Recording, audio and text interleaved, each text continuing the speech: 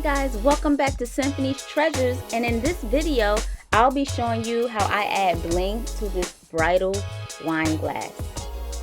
Here I am weeding out the word bride. I normally start with the center pieces first, but I did the outer part first. I love this tool from Cricut. You can use any sharp tool. You can get the tool from Dollar Tree that's similar to something like this, the dental tool.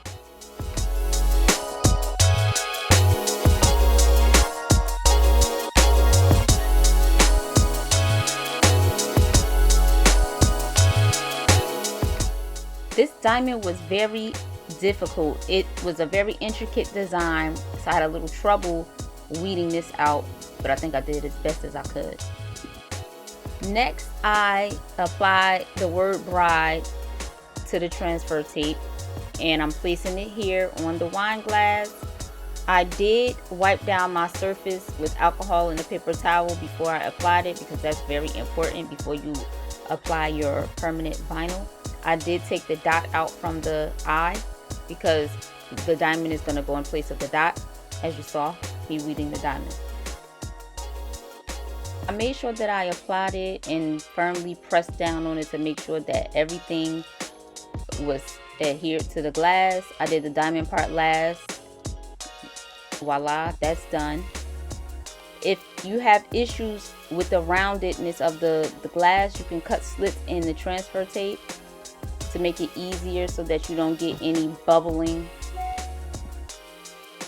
Now the blinging begins. So I'm starting to apply the Gorilla Glue to the top part of the surface vinyl. This is what I do. I use the surface vinyl as a template to help me add the bling onto any item that I'm blinging. So I sped the video up. As you can see, I'm moving really fast, but I don't like this precision tip at all.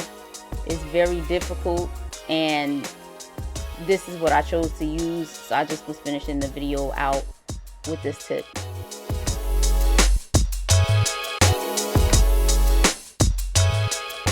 So here, don't mind me, I'm just gathering my different size stones, and as you can see, I'm using a crystal Kubotan, and I have my Crystal Ninja there as well as my other rhinestone pickup tool. I normally switch through tools throughout the project depending on my mood, or if I feel like it's working correctly for me or not.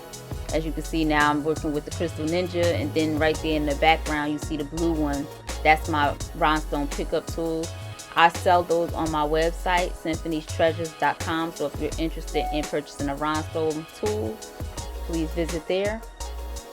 The Crystal Kubotan is a cool tool. It has a retractable wax tip, which is what I like. It's the same wax that is on the end of the Crystal Ninja tool. So it's definitely a must-have if you're into tools and supplies and stuff. If you're like a bling artist like I am, I like to try out different tools. But I think overall, I would prefer the Crystal Ninja over the Crystal Kubotan. But it's a must-try. I purchased it off of her website, so check it out if you're interested. The stone sizes that I used in this project was SS16, SS12, SS10, SS5, and SS3. It's very important that you have multiple sizes, because when you're doing a calligraphy font, there's thin lines, thick lines, and you want to cover everything so that it looks very well put together. So you can order the variety pack and then order the majority of the larger sizes that you feel you're going to need. But I use about 4 or 5 different sizes just for this 5-letter word because of the calligraphy font. So keep that in mind.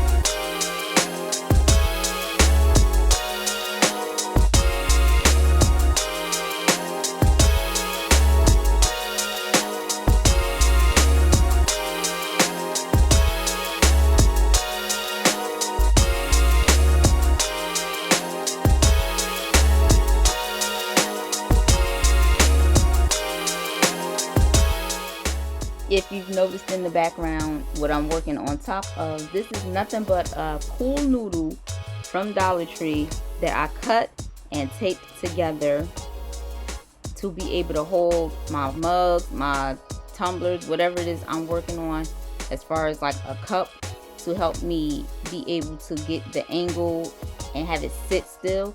It's kind of bootleg, but it works for me, and it was very inexpensive. So if you're looking for an easy way to work on your products, like your cups and your mugs or anything like that, I suggest you go to Dollar Tree, get the tape from Dollar Tree, get the pool noodle from Dollar Tree, and you're good to go.